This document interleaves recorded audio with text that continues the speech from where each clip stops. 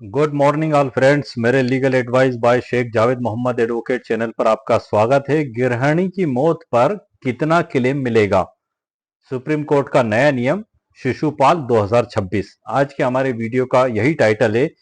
इस मामले में सुप्रीम कोर्ट ऑफ इंडिया के द्वारा गृहिणी की जो एक घरेलू महिला होती है, जो सिर्फ घर पे रह के कामकाज करती है, उसकी मासिक काल्पनिक आय जो मानी जाती है एक्सीडेंट क्लेम केस में, वो 30,000 रुपए मानकर 62,77,900 रुपए का एक्सीडेंट क्लेम पारित किया है।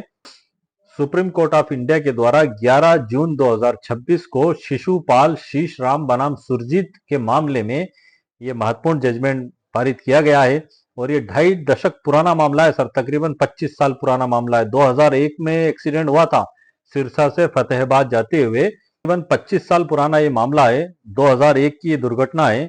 सिरसा से फतेहाबाद जाते समय प्रतिवादी क्रमांक 1 के द्वारा अत्यधिक तेज गति और लापरवाही पूर्वक वाहन चलाने के कारण ये दुर्घटना घटित हुई थी। और ये जो सर्वप्रथम ये जो मामला पेश किया गया था, ट्रिब्यूनल कोर्ट में पेश किया गया था। ट्रिब्यूनल कोर्ट में जब मामला पेश किया गया था तो 2,42,000 का मुआवजा 18 दिसंबर 2003 को दिया गया था ट्रिब्यूनल कोर्ट के द्वारा। इससे असंतुष्ट होकर पार्टी ने हाईकोर्ट में अपील की थी। धारा 172 के तहत अपील होती है, मोटर यान अधिनियम 1988 के तहत।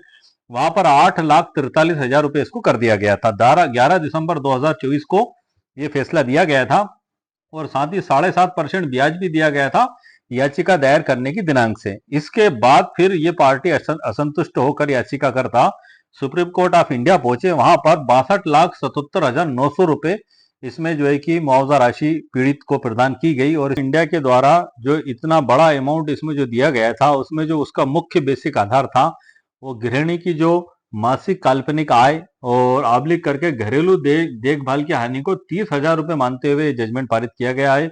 ये बड़ा ही महत्वपूर्ण सुप्रीम कोर्ट ऑफ इंडिया का जजमेंट है। यदि आपका भी एक्सीडेंट क्लेम कोर्ट में इसी प्रकार का विचाराधीन है तो ये सर 11 जून 2026 को फैसला दिया गया है। कोई बहुत ज्यादा टाइम नहीं हुआ है। आज आप मानकर चलें कि आज 15 जुलाई है, 15 जुलाई 2026 है और ये 11 जून 2026 का है। मतलब ये सुप्रीम कोर्ट ऑफ इंडिया ने जजमेंट पारित किया है। यदि आपने इससे पहले कोई क्लेम याचिका कोर्ट में पेश की है किसी गृहिणी की एक्सीडेंट में मृत्यु होने को आधार बनाकर, और आपने वहां पर उसकी जो मासिक आमदनी जो है कि सामान्य रूप से हम जो 3,000, 5,000, 10,000 करते हैं तय, उस हिसाब से हमने कम अगर उसमें मूल्यांकन किया है तो आप सुप्रीम कोर्ट ऑफ इंडिया के इस महत्वपूर्ण जजमेंट को, जो कि शिशुपाल शीशराम बनाम सुरजीत 11 जून 2026 का, इसको हवाला देते हुए आप उसमें आदेश 6 नियम 17 के तहत अमेंडमेंट कर सकते हैं। आप उसमें अमेंडमेंट कर ही दें, क्योंकि हम तो हमारा तो यही प्रयास होता है कि एडवोकेट का कि उसके पक्षकार को ज्यादा से ज्यादा जो है कि क्लेम याचिका सहायता राशि प्राप्त हो। अब आपके पास में एक ठोस आधार आ चुका है सुप्रीम कोर्ट ऑफ इंडिया का कि यदि आपका मामला भी इसी प्रकार का है, यही फैक्ट और यही आपके तथ्य हैं और ये एक गृहिणी महिला का मामला है, तो आप भी उसमें आय कम न दर्शाएं, आप 30,000 ही बनाकर दर्शाएं। फिर आगे जो न्यायालय जो डिसाइड करेंगे वो न्यायालय के ऊपर निर्भर करेगा। लेकिन आपको ये एक आधार प्राप्त हो चुका है कि किस प्रकार से कहा 2,42,000 एमएससीटी कोर्ट में दिए गए, उसके बाद 8,43,000 जो है कि अपीलेट कोर्ट हाई कोर्ट ने कर दिया, और फिर वहां पर सुप्रीम कोर्ट ऑफ इंडिया ने 62,77,900 रुपए कर दिया। तो ये एक बड़ा महत्वपूर्ण आधार है और मात्र अभी 14 दिन पहले का ही जजमेंट है। हो सकता है बहुत से लोगों को इस जजमेंट की जानकारी ना हो, हालांकि अधिकांशतः लोगों को इसकी जानकारी हो चुकी है। लेकिन मेरा वीडियो बनाने का भी यही मकसद है कि आप सभी लोगों को, जो मेरे व्यूअर्स हैं या जो मेरा वीडियो नया देख रहे हैं, चाहे वो एक आम नागरिक हैं चाहे वो एक एडवोकेट हैं, सभी के लिए फायदेमंद है सर। क्योंकि एक इन्फॉर्मेशन है कि गृहिणी महिला को एक एक अति सम्मान पूर्वक दर्जा सुप्रीम कोर्ट ऑफ इंडिया के द्वारा दिया गया है। और मात्र गृहिणी ही नहीं, वो पूरे परिवार की एक बुनियाद, एक नींव, एक आधार होती है। और उसको एक सम्मानजनक दर्जा देते हुए उसकी जो है कि मासिक काल्पनिक आय को जो एक्सीडेंट क्लेम में जोड़ी जाती है 30,000 रुपए इसमें माना गया है। अब मैं सर आपको पूरा जजमेंट जो है, मैंने तकरीबन 40 पन्नों का जजमेंट है, मैंने डिजिटल ई बुक में आपके लिए तैयार करके रखा है। और उसके मुख्य पैरा, जैसे कि पैरा क्रमांक 2, 3, 4 और 22, जिसमें इसमें पूरा आधार बताया गया है और उसमें जो बेसिक ग्राउंड बताए गए हैं उस पर मैं आपको उसकी सूक्ष्मतम व्याख्या करते हुए डिजिटल ई बुक के अंदर से सर आपको जानकारी दूंगा। डिजिटल ई बुक की लिंक मैंने वीडियो के नीचे डिस्क्रिप्शन बॉक्स में आपके लिए दे दी है। यदि आपको आवश्यकता महसूस हो तो आप उसको वहां पर क्लिक करके खरीद भी सकते हैं। आइए सर, लेट्स गो। शुरुआत हम मुख्य मुद्दे से करते हैं। आप देख रहे हैं कंप्यूटर स्क्रीन पर ये डिजिटल ई बुक है। इस डिजिटल ई बुक से पूरा परिचय मैं वीडियो के अंत में आपको कराऊंगा। इसमें कितने अध्याय हैं और क्या क्या इसमें बताया गया है। अभी हम सीधे मुद्दे की बात पे चलते हैं। आप कंप्यूटर स्क्रीन पर देख रहे हैं, मैंने रेड कलर से बड़े अक्षरों में इसमें हाईलाइट में लिख रखा है, भारत का सर्वोच्च न्यायालय 11 जून 2026 शिशुपाल शीशराम बनाम सुरजीत। ये पूरा जजमेंट सर मैंने इसमें दिया हुआ है। अब मैं मुख्य मुख्य बातें आपको बताऊंगा, जैसे कि पैरा क्रमांक 3, 25 नवंबर 2001 की दुर्घटना है। मृतका सिरसा से फतेहाबाद जाते समय प्रतिवादी संख्या 1 की लापरवाही और तेज गति से वाहन चलाने के कारण यह दुर्घटना हुई थी। अब जो मैंने आपको बता दिया कि एमएससीटी ट्रिब्यूनल कोर्ट में दावा पेश किया गया, 2,42,000 दिए गए। हाई कोर्ट ने 8,43,000 रुपए कर दिए 7.5% ब्याज के साथ याचिका दायर करने की। उसके बाद मामला पहुंचा sir supreme court of India. अब सुप्रीम कोर्ट ऑफ इंडिया जब मामला पहुंचा तो वहां पर मैं जजमेंट का पैरा क्रमांक 22 की ओर आपको लेकर चल रहा हूं। ये स्क्रॉल में करके ऊपर ले जा रहा हूं पैरा क्रमांक 22 पे। तकरीबन 33 पन्नों का ये जजमेंट है सर, इसलिए मैं मुख्य पैरा ही आपको बता रहा हूं, जो आपको जिससे पूरा मामला समझने में आसानी हो सकेगी और आप आपके मामले में इसका किस प्रकार से उपयोग कर पाएंगे ये आप समझ ही चुके हैं कि आपको आमदनी कम आंक कर एक्सीडेंट क्लेम नहीं लगाना है, आपको 30,000 मानकर ही लगाना है। आगे न्यायालय जो फैसला देगा वो सामने आएगा, वो बात की बात होगी। ये पूरा जजमेंट है सर, जो इसमें मेघमा जनरल इंश्योरेंस कंपनी का भी हवाला दिया है सर, ये मैंने इसको अंडरलाइन किया है। मेघमा जनरल इंश्योरेंस कंपनी लिमिटेड बनाम नानूराम और प्रणय सेठी 2017 का सुप्रीम कोर्ट ऑफ इंडिया का, उसका भी हवाला दिया गया है इसमें। अब यहाँ पर आ चुके हैं सर हम पैरा क्रमांक 22 पर। इस मामले के तथ्यों पर वापस आते हुए मृतक द्वारा बुनाई और सिलाई से प्रतिमा 3,000 रुपए की आय का दावा इस मामले के तथ्यों और परिस्थितियों में मात्र एक निराधार कथन है। अतः हम इसे ऐसे मामले के रूप में लेते हैं जहां गृहिणी की कोई मौद्रिक आय नहीं है और उपरोक्त चर्चा के अनुसार घरेलू देखभाल की हानि मद के अंतर्गत मुआवजा मासिक आय के रूप में दे 2018-18 एसीसी 130, मतलब इस जजमेंट के तहत इस प्रकार दावेदारों का कुल देय मुआवजा निम्नानुसार है। तो ये किस प्रकार से दिया गया है मैं आपको बता रहा हूं। कानून के अनुसार मुआवजा नंबर 1 है इसमें, ये सुप्रीम कोर्ट ऑफ इंडिया के जजमेंट का पैरा क्रमांक 22 पढ़ के मैं बता रहा हूं सर आपको। नंबर 1 है इसमें, घरेलू देखभाल की हानि आबलिक मासिक 3,000 रुपए आय उन्होंने निर्धारित की है। वार्षिक आय इनकी हो गई 3,60,000 रुपए। भविष्य की संभावनाओं में 35 वर्ष आयु है तो 40 का इसमें फ्यूचर प्रोस्पेक्ट जोड़ा गया है। प्रणय सेठी का जो जजमेंट है उसके अंदर 2017 का, उसी के आधार पर तो 1,44,000 आया। इसको 3,60,000 में जोड़ दिया गया तो 5,04,000 हो गया। गुणक 16 का इसमें माना गया है तो 80,64,000 रुपए हो गया। कटौती 1/4 की गई है उसके ऊपर, जो व्यक्तिगत खर्च में कटौती करता तो 60,48,000 हो गया। अब यहाँ पर 48,400 गुणित 4 मतलब कंस्टोरियम, मतलब हानि जो होती है सहचारी की हानि, तो वो 4 का इसमें गुणा किया गया और 1,93,000 रुपए हुआ। संपत्ति की हानि 18,150 रुपए, दाह संस्कार का 18,150 रुपए और कुल 62,97,900 रुपए एक गृहिणी महिला को जो घरेलू कार्य करती है उसको इतनी अमाउंट की राशि का सुप्रीम कोर्ट ऑफ इंडिया के द्वारा ये मतलब मुआवजा राशि दी गई है। और बहुत से दिशा निर्देश भी इसमें दिए गए हैं।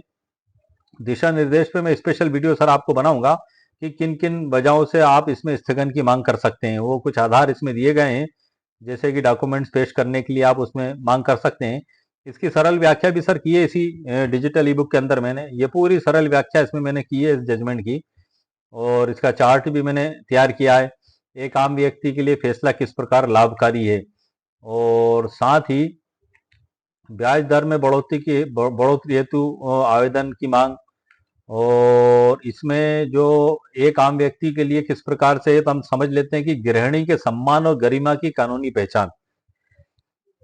कानून की पेचीदगियों से दूर एक आम भारतीय नागरिक या परिवार के लिए यह निर्णय निम्नलिखित तरीकों से वरदान साबित होगा। कौन से तरीके? नंबर 1 है गृहिणी के सम्मान और गरिमा की कानूनी पहचान। भारतीय समाज में अक्सर महिलाओं के घरेलू काम को बिना पैसे का काम मानकर अनदेखा कर दिया जाता था। इस फैसले ने देश की करोड़ों माताओं और बहनों को राष्ट्र निर्माता और आर्थिक इकाई का दर्जा देकर उनके सम्मान को कानूनन स्थापित कर दिया है। नंबर 2 है उचित वित्तीय सुरक्षा। यदि किसी परिवार में किसी दुर्घटना के कारण मां या पत्नी की मृत्यु हो जाती है तो परिवार बिखर जाता है। पहले बीमा कंपनियां उन्हें नॉन अर्निंग मेंबर, बिना कमाने वाला सदस्य मानकर बहुत कम क्लेम देती थी। मालिक ना करे सर किसी के साथ भी दुर्घटना हो, ऊपर वाला सबकी जान की हिफाजत फरमाए, हर हादसे से, हर दुर्घटना से बचाए सर, हर माँ बेटी बहन सभी को सर। क्योंकि वो क्लेम राशि लेना तो सर हमारी एक एक व्यक्ति की मजबूरी है, लेकिन उसका दुख कभी जीवन में पूरा हो ही नहीं पाता जो सदस्य आपको छोड़कर जाता है इस प्रकार की दुर्घटना में। इसलिए आप सावधानी रखें, सुरक्षा रखें और अपना जीवन भी सुरक्षित रखें और अपने परिवार को भी आप सुरक्षित रखें। इसमें न्याय संगत मुआवजा मिलेगा जिससे बच्चों की पढ़ाई और भविष्य सुरक्षित हो सकेगा। बीमा कंपनियों की मनमानी पे रोक। अक्सर बीमा कंपनियां क्लेम न देने या कम देने के लिए सालों साल केस लड़ती रहती हैं ताकि पीड़ित थक हार कर कम पैसों में समझौता कर ले। अब सुप्रीम कोर्ट के इस कड़े रुख के बाद कंपनियों को समझ आ गया कि देरी करने पर उन्हें भारी दंडात्मक ब्याज चुकाना होगा, जिससे वे पीड़ितों को जल्दी और बिना परेशानी के क्लेम देगी। समय पर न्याय की उम्मीद हो गई सर हमारी। एक आम आदमी को 20-25 सालों तक अदालतों के चक्कर काटने से डरता था उसे, अब इस बात का भरोसा मिलेगा कि हाईकोर्ट को एक्सीडेंट क्लेम के मामलों का निपटारा अधिकतम 4 साल में करना ही होगा। तो ये यहां से इसके बाद सर फिर अध्याय चालू हो जाता है हमारा। अब मैं आपका हमारे जो वीडियो के टाइटल से संबंधित जो है मुकम्मल कानूनी जानकारी तो सर मैंने आपको प्रदान कर दी है, और अब मैं इस डिजिटल ई बुक से भी आपको परिचित करा देता हूँ। यहाँ पर मैं आपको एक महत्वपूर्ण जानकारी और बता दूं, ये अक्सर ये अभी 14 दिन ही हुए हैं इस जजमेंट को आए हुए, ज्यादा समय नहीं हुआ है। तो जो क्लेम याचिकाएं अगर पहले की पेश है तो वो अमेंडमेंट करके इस अनुसार मांग भी कर सकते हैं। हालांकि एज ए एडवोकेट मैंने देखा है कि अधिकतम मांगी वकीलों के द्वारा की जाती है, लेकिन कभी भूलवश कभी ऐसा हो गया हो तो आप इस जजमेंट को देख लें और आप इस अनुसार उसमें यदि आपकी क्लेम याचिका है तो उसमें आप संशोधन भी कर सकते हैं और इस प्रकार से आप उसमें सहायता राशि बढ़ाकर भी मांग सकते हैं। हमारी ई बुक का टाइटल है, आप जो देख रहे हैं, गृहिणी की मौत पर कितना क्लेम मिलेगा, एससी का नया नियम, शिशुपाल केस 2026। यही हमारे वीडियो का भी टाइटल है। और यहाँ से जो है कि फिर प्रस्तावना चालू होती है और यहाँ अध्याय चालू हो गए हैं सर।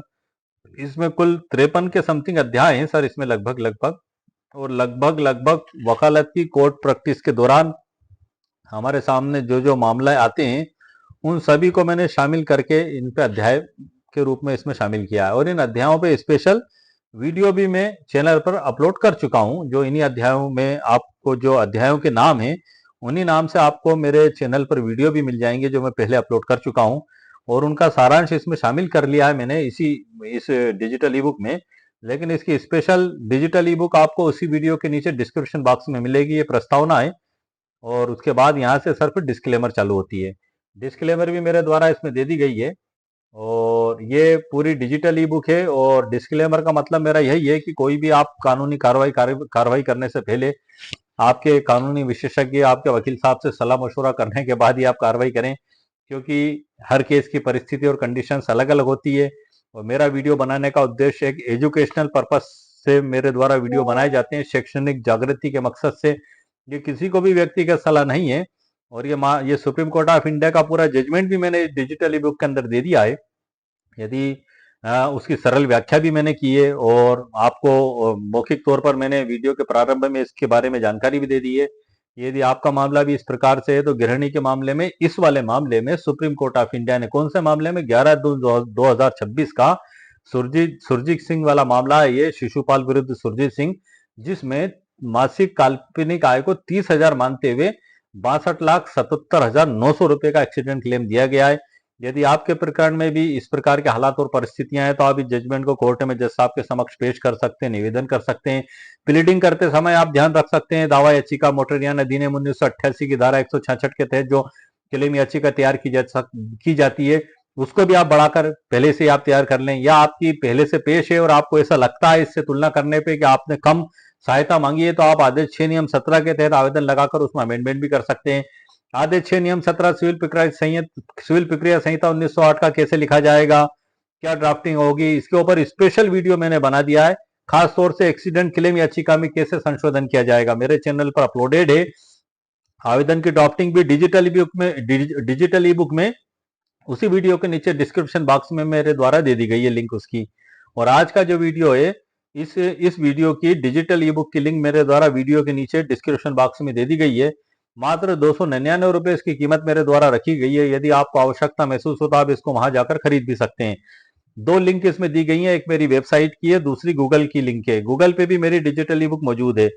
मेरी वेबसाइट पे आप क्लिक करेंगे तो आपको आपका नाम, उपनाम, मोबाइल नंबर, ईमेल आईडी आपको लिखना होगी। ईमेल आईडी आप सही लिखें, क्योंकि गलत लिखेंगे तो आपकी ईमेल आईडी पर मैसेज नहीं आएगा और आपको डिजिटल ई बुक प्राप्त नहीं होगी। आप जैसे ही भुगतान करेंगे 299 रुपए का, तुरंत आपकी ईमेल आईडी पर मैसेज आएगा, वहां पर आपको डाउनलोड लिखा दिखाई देगा। जब आप डाउनलोड पर क्लिक करेंगे तो डिजिटल ई बुक आपके मोबाइल पर डाउनलोड हो जाएगी। दूसरा, गूगल का ऐप होता है अपने आप में, हर एंड्रॉइड में गूगल ई बुक ऐप होता है। जैसे ही आप भुगतान करेंगे तो गूगल के ऐप पर स्पेशल तौर पर वो उसी ऐप में स्पेशल डाउनलोड हो जाएगी। गूगल की एक अपनी अलग प्रोसेस है। दोनों जगह आपके सामने मौजूद है, आपको जैसा उचित लगे आप वहां से जाकर खरीद सकते हैं। और ये एक डिजिटल ई बुक है सर, ये खाली एजुकेशनल पर्पज से लिखी जाती है। इसे आप किसी कोर्ट में, कचहरी में, थाने में कहीं पेश नहीं कर सकते। ये खाली एक शैक्षणिक उद्देश्य से तैयार की जाती है। इसे आप एक पीडीएफ मान लें, एक नोट्स मान लें, आप जैसा भी आप उचित समझे। इसको मैं problem solution digital e book कहता हूं मैं, कि विभिन्न कानूनों का एक जगह संग्रह जो किसी समस्या को हल कर दे, किसी समस्या का समाधान कर दे। ऐसी डिजिटल ई बुक मेरे द्वारा लिखने की कोशिश की जाती है। क्योंकि आप तसव्वुर करें, आप सोच लें कि गृहिणी महिला का मामला है, अब इसमें किस प्रकार से क्या कार्रवाई की जाएगी, इस प्रकार से ये विशेष तौर से डिजिटल ई बुक मेरे द्वारा तैयार की गई है। पूरा जजमेंट तो इसमें दिया ही गया है, उसकी सरल व्याख्या भी दी गई है। उसके अलावा भी 52 अध्यायों में बड़े महत्वपूर्ण टॉपिक मेरे द्वारा इसमें दिए गए हैं। तो आज के वीडियो में सर मैंने आपको मुकम्मल कानूनी जानकारी प्रदान कर दी है। उम्मीद है आपको मेरा वीडियो पसंद आया होगा। मैं आपको एक चीज और बता दूं कि इसमें सुप्रीम कोर्ट ऑफ इंडिया के द्वारा जो पूरा कैलकुलेशन किया गया है, उस पर मैं कल एक स्पेशल वीडियो बनाऊंगा। ये 11 जून 2026 का जो सुरजीत शीशराम विरुद्ध सुरजीत शीशराम बनाम सुरजीत सॉरी सॉरी सर 11 जून 2026 का है, शिशुपाल शीशराम बनाम सुरजीत का जजमेंट है। इसमें जो सुप्रीम कोर्ट ऑफ इंडिया ने पूरा कैलकुलेशन किया, हालांकि एक्सीडेंट क्लेम में मुआवजा कैसे निकाला जाएगा इस पर मैं स्पेशल वीडियो बना चुका हूं इसी टॉपिक पर, लेकिन इसमें कैसे निकाला उसी को मैं आपको फार्मूले को अप्लाई करते हुए बताऊंगा। क्योंकि सबसे पहले इसमें सर जो है कि मासिक आमदनी निकाली जाएगी। यहाँ पर गृहिणी महिला है, अगर सपोज करो कि गृहिणी महिला को सुप्रीम कोर्ट ऑफ इंडिया के द्वारा मासिक आमदनी 30,000 रुपए नहीं मानी जाती, तो 2,42,000 रुपए का मात्र क्लेम जो है कि ट्रिब्यूनल कोर्ट के द्वारा दिया गया था। हाई कोर्ट ने बहुत से बहुत बढ़ाकर उसको 8,43,000 कर दिया। आपके साथ भी यही होगा, यदि आपने पहले का मामला था तो कम आपने मांग कर ली, आप बढ़ाकर मांग कर ले उसमें उस याचिका में। अब ऐसी स्थिति में हमारे सामने ये चीज तो क्लियर हो गई कि काल्पनिक आय को 30,000 माना गया, 30,000 में 12 का गुणा कर दिया गया। 12 का गुणा करने के बाद जो आय आई उसमें फ्यूचर प्रोस्पेक्ट का सिद्धांत, जो नेशनल इंश्योरेंस कंपनी विरुद्ध प्रणय सेठी 2017 का जो जजमेंट है, जिसमें खास तौर से फ्यूचर प्रोस्पेक्ट के सिद्धांत को बताया गया है। 35 की आयु है तो 40% का फ्यूचर प्रोस्पेक्ट लिया गया। उसके बाद वो अपने ऊपर मृतक क्या खर्च करता परिवार के सदस्यों के हिसाब से, उसमें एक वो एक नियम दिया गया, तालिका दी गई है, जो सरला वर्मा विरुद्ध दिल्ली परिवहन निगम 2009 के केस में दी गई। उसके अनुसार इसमें 1/4 का निकाला गया, वो उसमें से माइनस किया जाएगा। तो उसके बाद मल्टीप्लायर का सिद्धांत लागू होगा, इसमें 16 का गुणक लागू किया गया है, आयु के हिसाब से लागू किया जाता है। उसकी पूरी तालिका होती है, कुल 4 तालिकाएं हैं सर।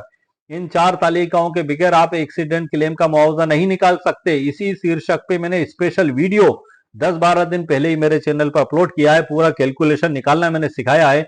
उसी फार्मूले को अप्लाई करते हुए मैं इस जजमेंट के जो मामले में 62,77,900 रुपए का जो एक्सीडेंट क्लेम निकाला गया, वो नेक्स्ट वीडियो आपके लिए स्पेशल लेकर आऊंगा। ये बड़ा उपयोगी क्यों होता है सर?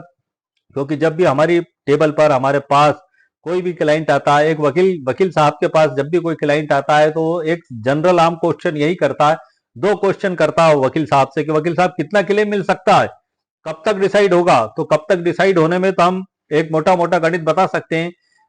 यदि राजीनामा हो जाता है तो 6 महीने, साल भर, 1.5 साल, 2 साल अधिकतम, और क्या, एक सामान्य बात है, आगे जो न्यायालय उचित समझे। लेकिन कितना होगा तो हम इसका एक मोटा मोटा आंकड़ा निकालकर हम उसको बता सकते हैं। हालांकि ये एक मोटा मोटा आंकड़ा ही हम बताएंगे उसको, क्योंकि अंतिम फैसला कोर्ट में जज साहब के द्वारा ही किया जाएगा।